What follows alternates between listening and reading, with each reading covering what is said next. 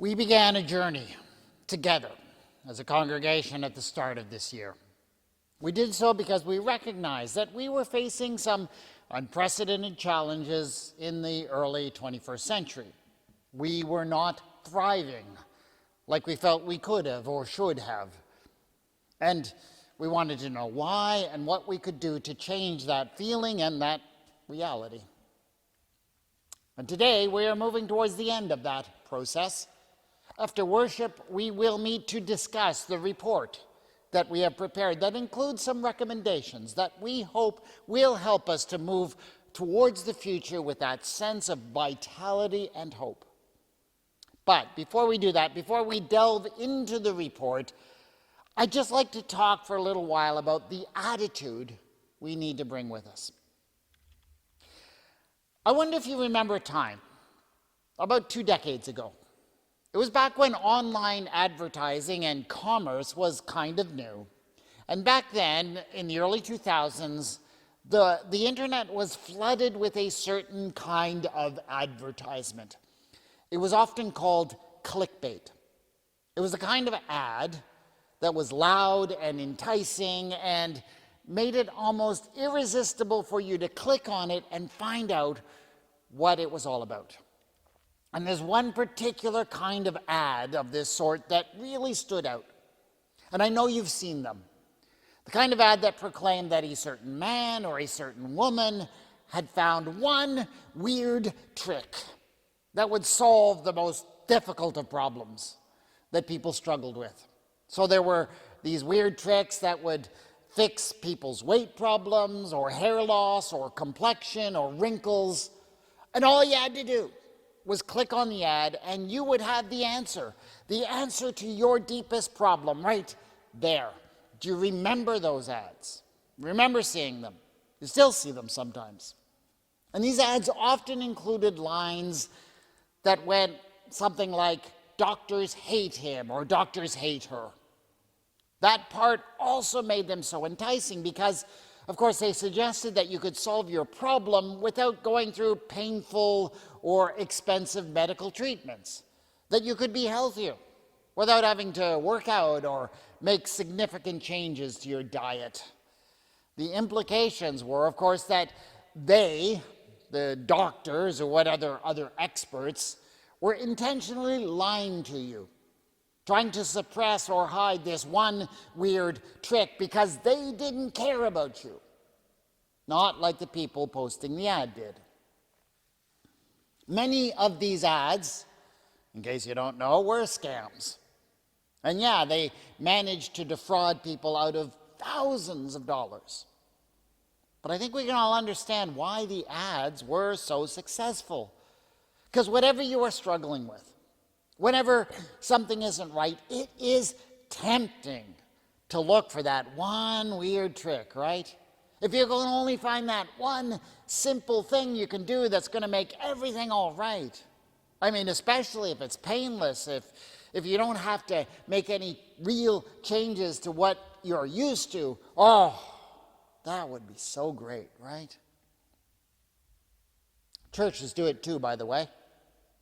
The history of the church in North America over the last few decades is a story of an endless search for that one weird trick.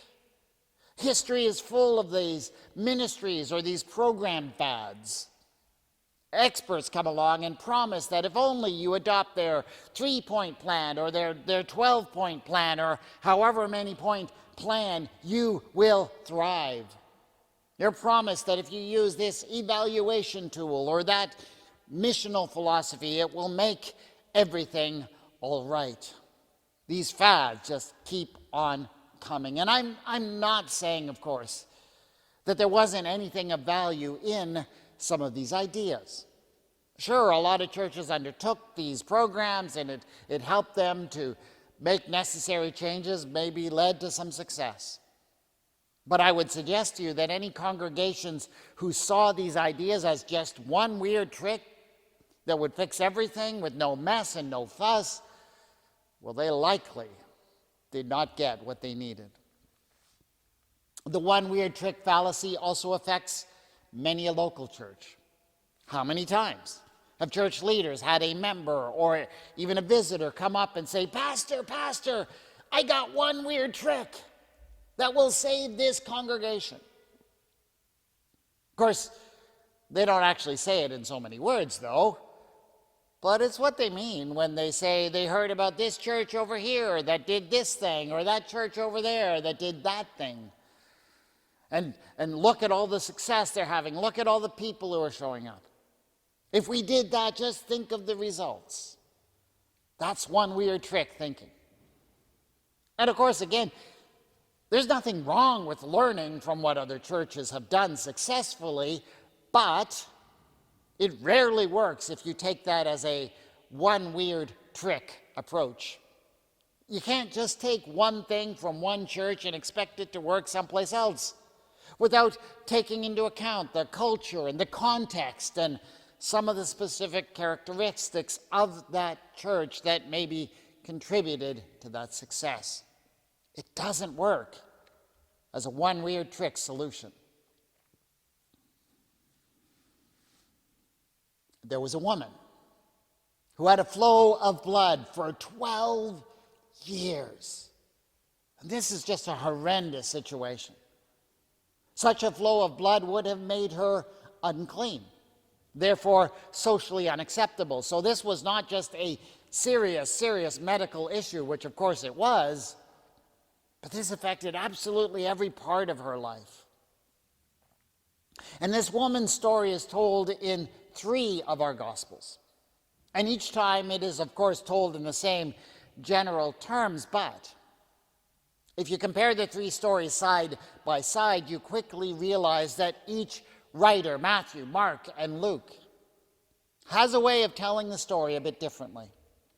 For example, when Mark tells the story, he speaks about how this woman had endured much under many physicians and had spent all that she had, and she was no better but rather grew worse.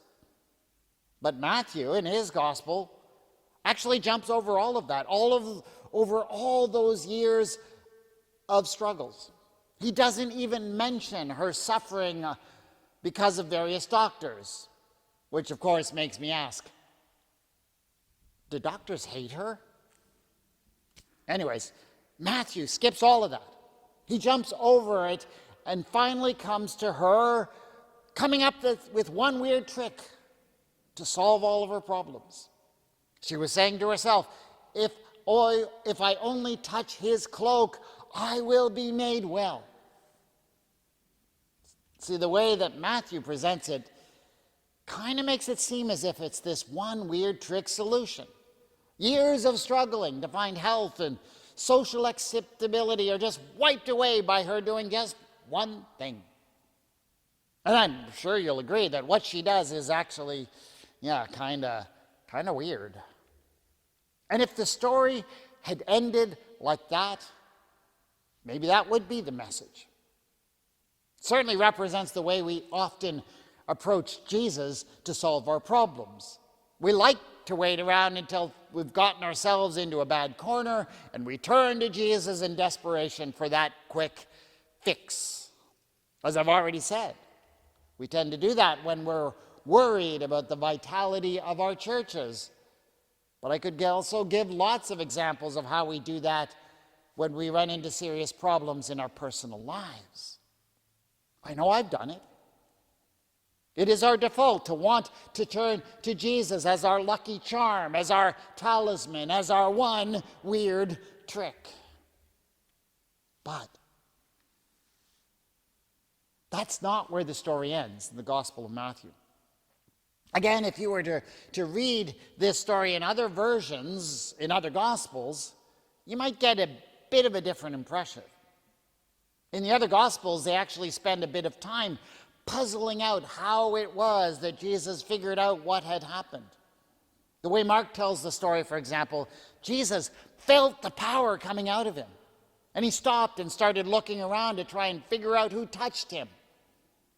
But Matthew mentions none of that.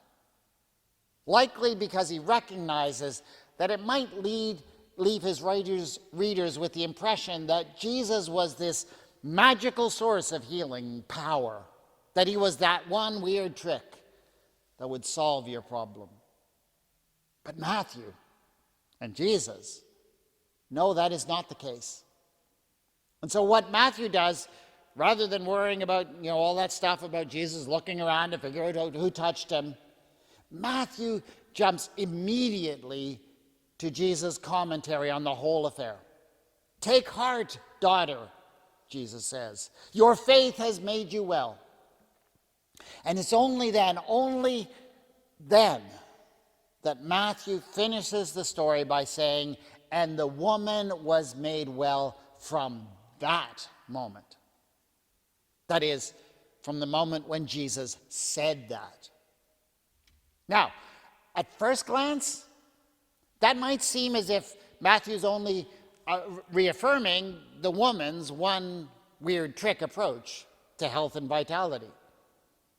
If her faith made her well, does that not confirm that she was just right to believe that she would get well by touching the hem of the garment? But Jesus doesn't say that she was healed by her belief in the magical power of the hem of his robe. No, he says instead that it is her faith that has done it. And in the Gospel of Matthew, indeed in all of the Gospels, having faith is never simply a matter of just believing certain things. It is always, always a matter of trust.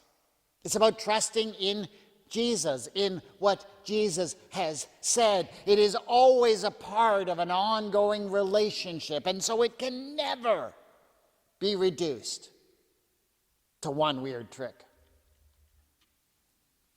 The woman's wellness doesn't actually begin when she touches the cloak. Matthew makes that clear, that her healing only starts with Jesus' affirmation of her faith, with his encouragement that she take heart, and most of all, I think it begins when he calls her daughter, because it's all about her relationship with him and with her God.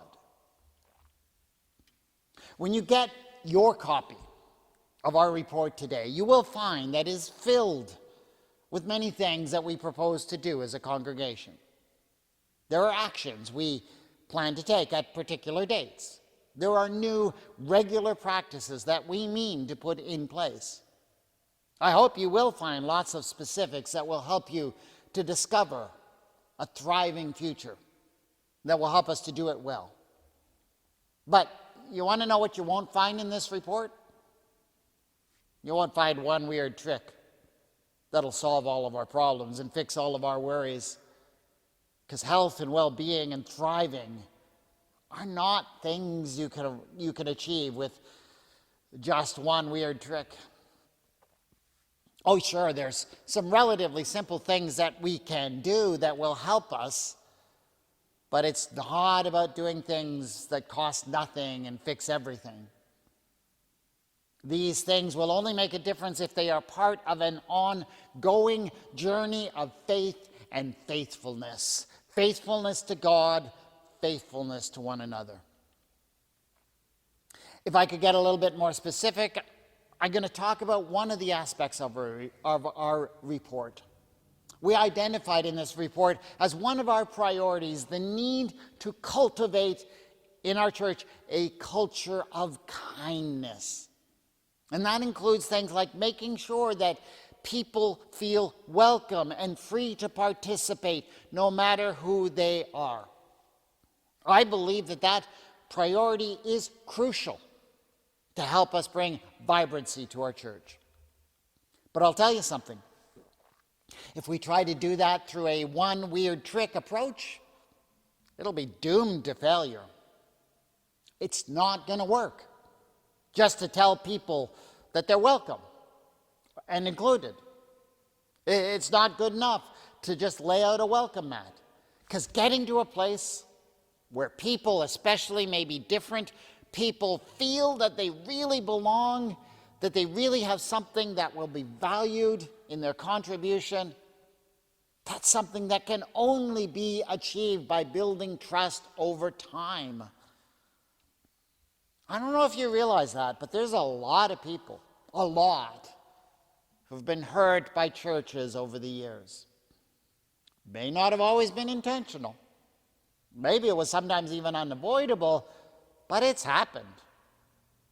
And let me tell you something. When you've been hurt, when you've been made to feel as if there is not a place for you, there is no one weird trick that can fix that.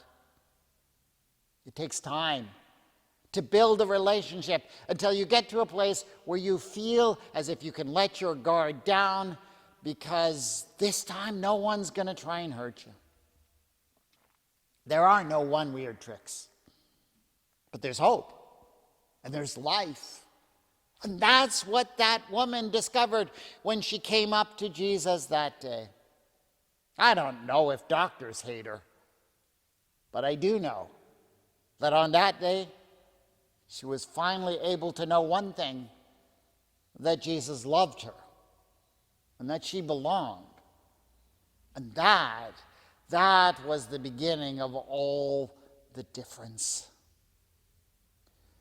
Lord our God, help us to seek faith, health, vitality, not with the easy one weird trick approach, but with faith and faithfulness. Amen.